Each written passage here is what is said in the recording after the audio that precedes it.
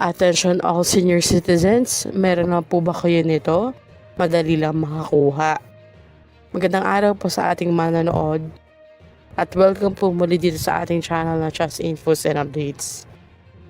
Nasabi ko na po ito sa nauna nating video dahil nga may mahalagang paalala ngayon ang NCSC or National Commission of Senior Citizens para sa lahat ng establishments at maging sa lahat ng mga seniors.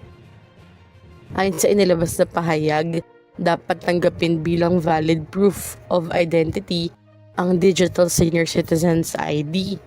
Ibig sabihin, pwede na itong gamitin sa pag-avail ng mga benepisyo, discounts at iba pang pribilehiyo ng mga nakatatanda. Bakit siya mahalaga?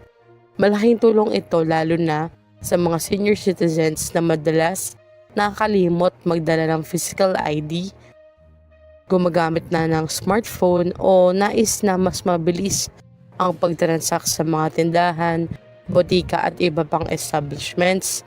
Mas pinapadali rin nito ang digitalization ng government services para sa seniors. Kayo po ba? Meron na po ba kayong digital ID? Kung wala pa, paano ito i-access? Una, kunin niyo po ang inyong phone at pumunta sa Google Play Store at i-click ang eGov app. I-download niyo po yan at i-install. Gumawa po ng account sa eGov PH app. Magrehistro at i-verify ang account. At pangalawa, yung nasa gitna po sa baba, i-click lang ang mobile ID wallet icon. At pangatlo, i-review ang senior citizens ID. Kasi po, lalabas na po yan. Actually po, para sa mga non-seniors pa, lalabas din dito sa eGov PH yung inyong PhilSys ID.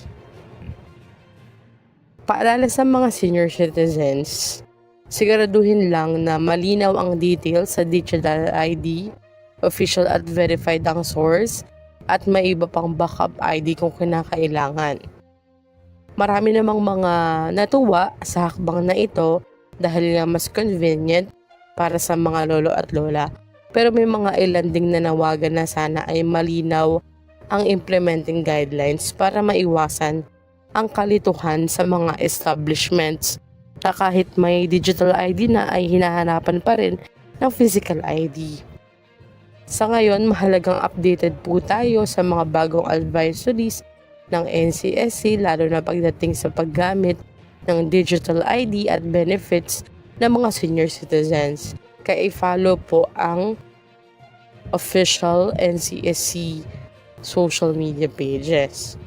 Para sa iba pang updates tungkol naman sa senior citizens, pensions at government announcements, stay tuned lang po dito sa ating channel. Hanggang dito na lamang po muna. Ito ang Just Infos and Updates. I-like, share, and subscribe para kayo updated. God bless po and have a nice day.